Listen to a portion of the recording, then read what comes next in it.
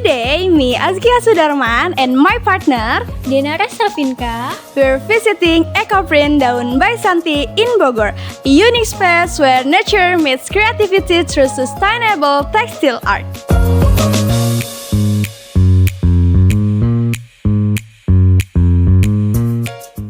Here, Miss Santi works passionately on her own, not only preserving natural dyeing tradition, but also inspiring others through her beautiful eco-print creation.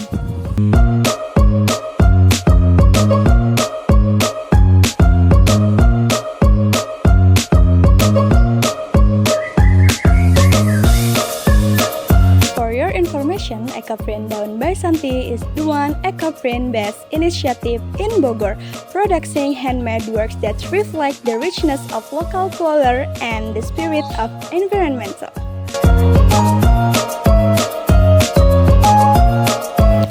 Let's explore the stories behind each leaf pattern and meet the woman whose dedication bring this art to life.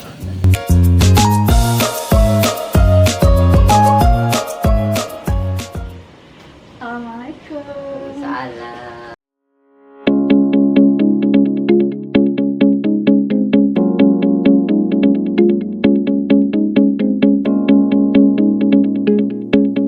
Ibu boleh ceritakan sedikit bagaimana awal mula ketertarikan Ibu terhadap ecoprint, terutama dalam kaitannya dengan seni dan pendidikan.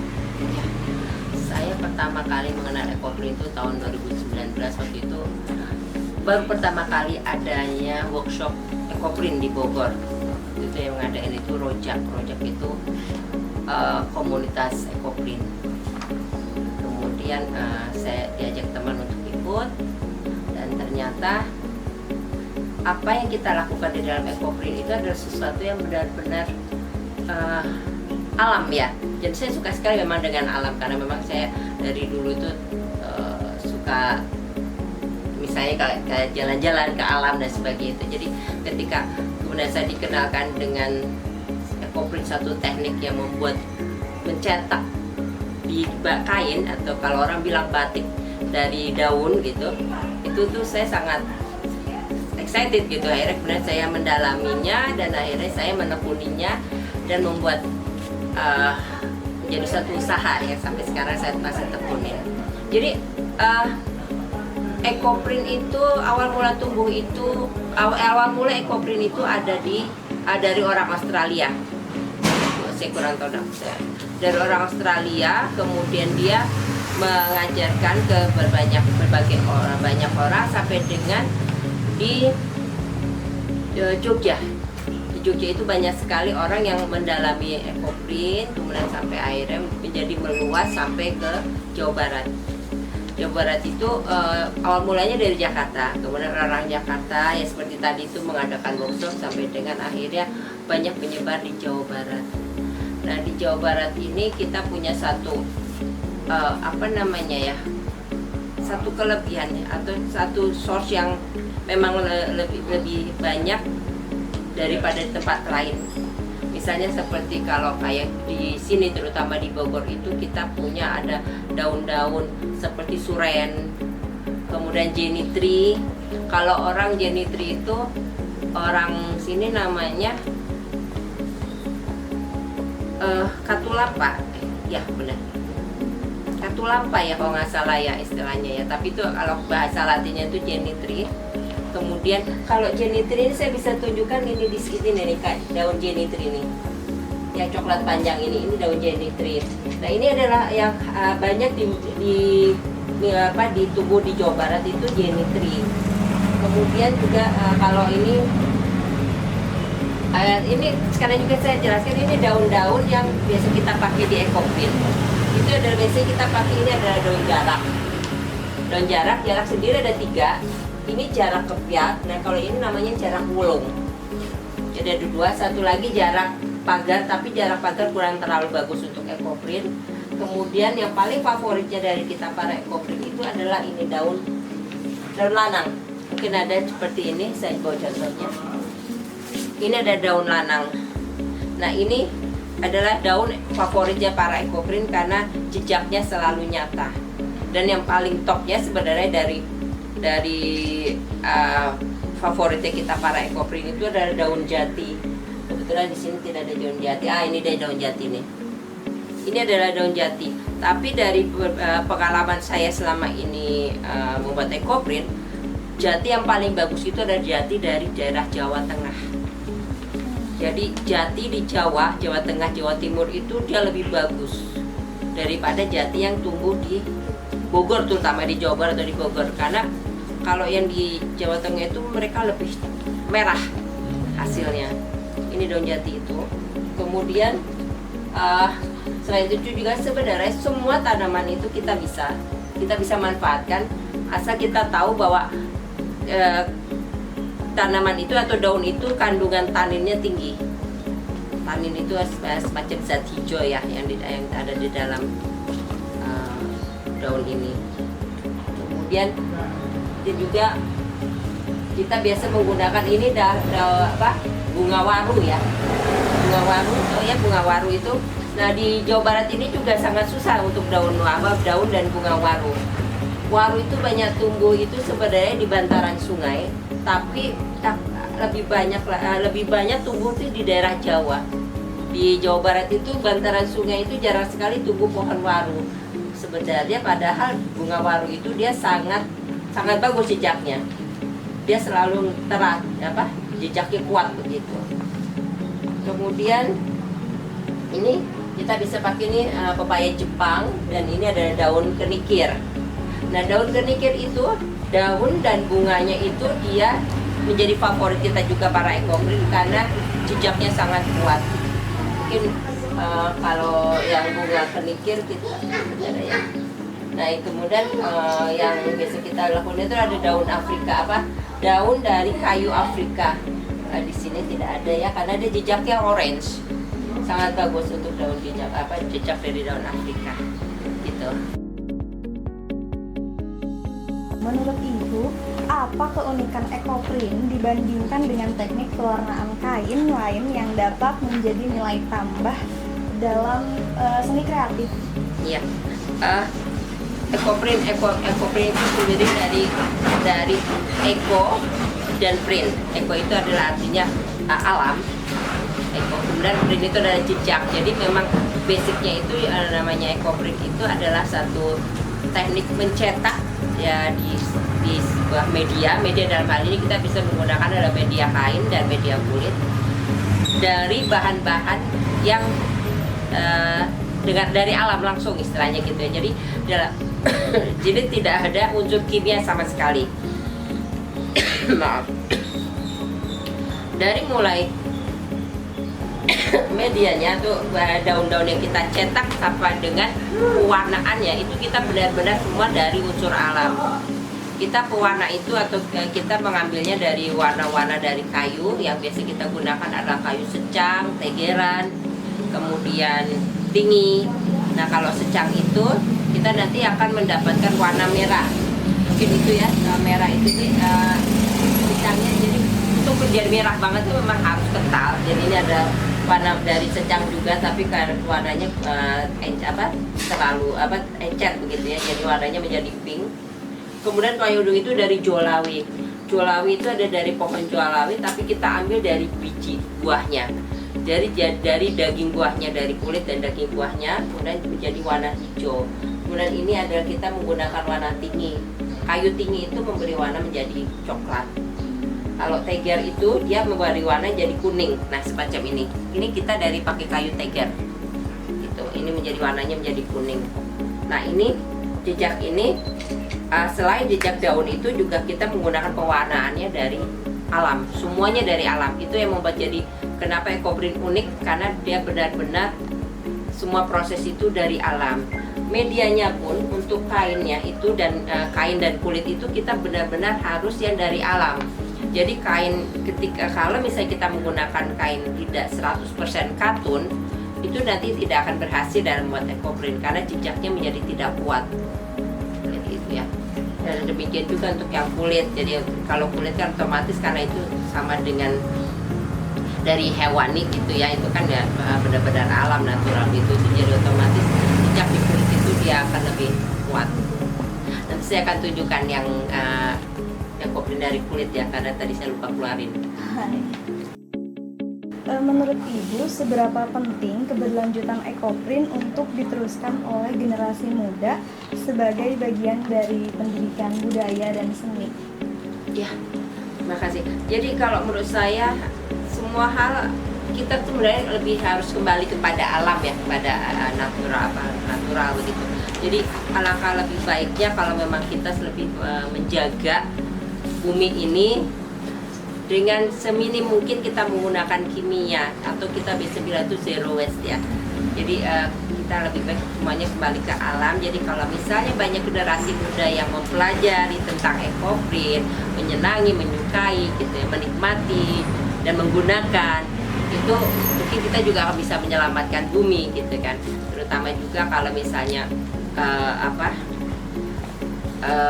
dari ekoprin ini bisa menjadikan kita sebagai satu seni yang menjadi seni yang sangat elegan, kemudian gitu ya, kemudian menjadi sesuatu yang sangat indah, yang sangat unik.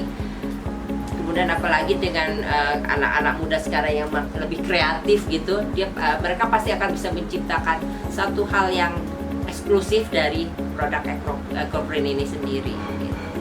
Apakah Ibu melanjutkan dan mewariskan ekoprin itu terhadap anak Ibu atau lebih?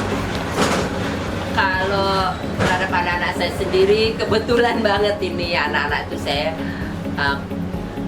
dari awal itu memang mereka tidak tertarik gitu ya.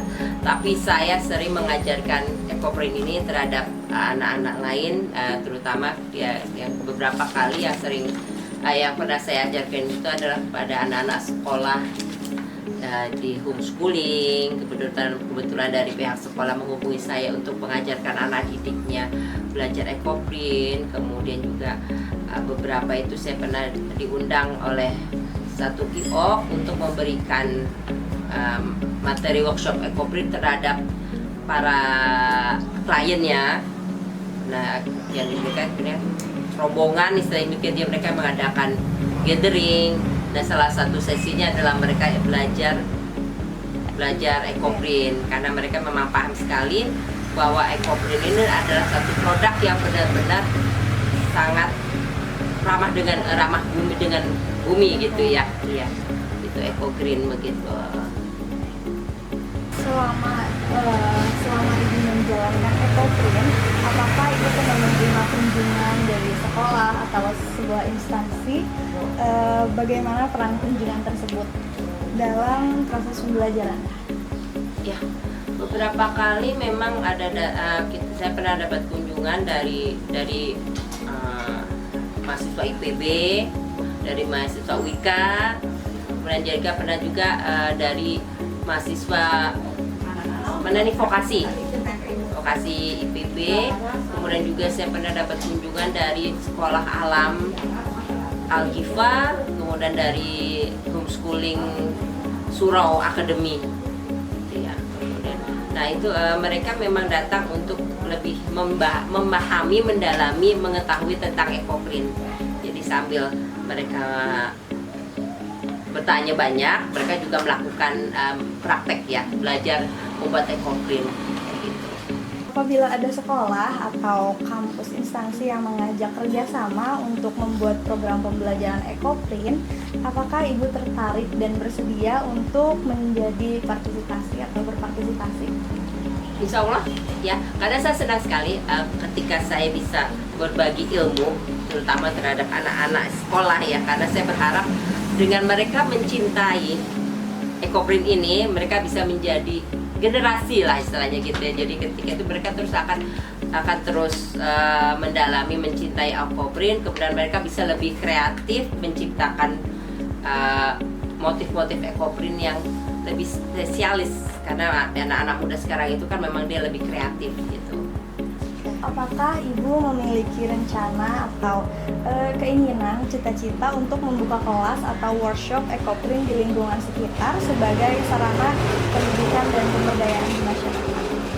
Ya, Uh, saya sebenarnya memang punya tujuan adalah saya ingin mengajak masyarakat sekitar ini untuk bisa belajar ekoprint. Kemudian saya ingin memberdayakan warga sini supaya mereka bercita-citanya ingin supaya di lingkungan sini itu ada satu sentra. Kita kan buat sentra ekoprint, kemudian memberdayakan ibu-ibu di sekitaran sini untuk sama-sama membuat ekoprint. Kemudian nanti kita bisa memasarkan bersama-sama sehingga meningkatkan ekonomi keluarga. Itu sebenarnya cita-citanya. Dan ini sebenarnya saya juga lagi berusaha untuk membuka jalan karena beberapa waktu yang lalu juga sudah pernah ya dengan pemangku di lingkungan sini untuk menawarkan rencana pembelajaran ini untuk warga setempat.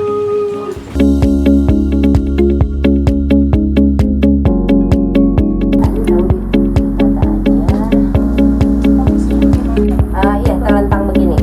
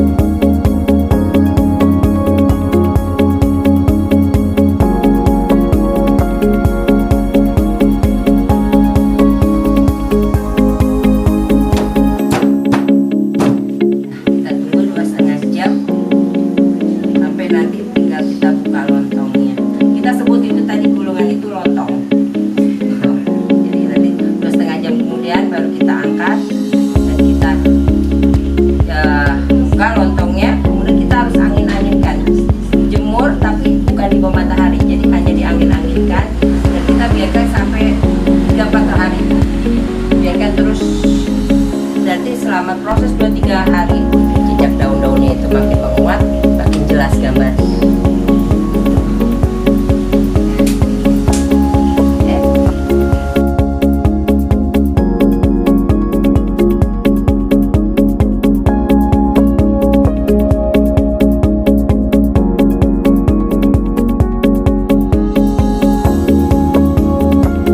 Halo kakak-kakak. Kakak ini cantik-cantik banget. Dari mana nih? Terima kasih, kami dari Ibnu Khaldun Bogor. Kalau boleh tahu namanya siapa sih kak? Nama saya Sofia. Aku Indah. Oke, boleh gak ya aku nanya-nanya sedikit? Boleh. Oke, kakak kesini dari jam berapa? Dari jam pagi. Jam 8. Oke, kenapa sih kakak-kakak tertarik ikut pelatihan ekoprint ini? Apa sih alasannya kalau boleh tahu? Kalau kita sih karena awalnya penasaran ya, karena kan kita kayak tertarik gitu, kok bisa gitu kayu sama bunga itu bisa diaplikasikan ke kain, ke bahan kulit gitu. Terus juga kayak menurut saya ekoprint ini tuh unik gitu, karena dari bahan-bahan alami itu tuh bahan-bahan alami ini tuh bisa menghasilkan karya seni yang indah, estetik gitu. Jadi kan kayak tertarik banget. Jadi, oh iya. Ada ekoprint jadinya kayak tertarik banget gak sih ternyata yang ada di lingkungan alam ini bisa bikin batik. Ternyata kita tuh bisa memanfaatkan alam tuh tanpa merusaknya. Iya, oke. Iya, jadi itu ya yang bikin kakak-kakak ini tertarik ikut pelatihan Ekoprint ini. Terus kalau boleh tahu apa nih harapannya setelah mengikuti pelatihan Ekoprint ini, baik buat diri sendiri maupun lingkungan sekitar ya? Kalau buat aku ya, dengan aku taunya ada Ekoprint, jadi kita bisa tahu sebenarnya ada berbagai banyak cara untuk melindungi lingkungan. Contohnya Ekoprint ini kita bisa bikin kayak kerajinan yang menarik tapi ramah lingkungan. Kalau Kakaknya? buat pribadi diri sendiri sih bisa ini ya, upgrade gitu ke skill baru upgrade ke skill baru, terus bisa jadi peluang usaha juga gitu, karena kan pasti ini jual mahalnya tinggi banget ya. Selain untuk jadi peluang usaha tadi, kalau menurut saya itu harapan saya itu bisa mengisi waktu luang saya dengan hobi yang baru yang bermanfaat, yaitu dengan mengikuti pelatihan Ekoprint ini. Oke, terima kasih banyak kakak-kakak udah mau menyempatkan waktu untuk ditanya-tanya. Oke, selamat berkreasi lagi.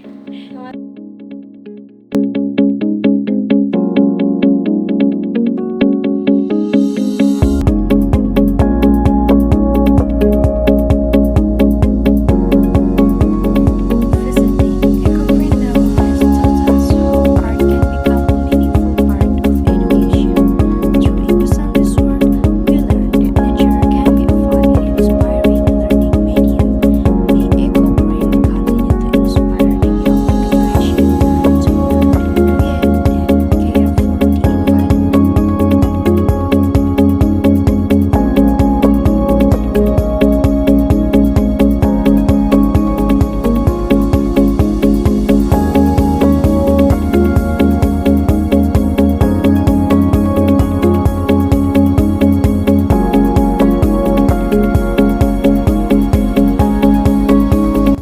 Thank you for watching. Every Ekoprint tell a story. Every story is a lesson. Bye.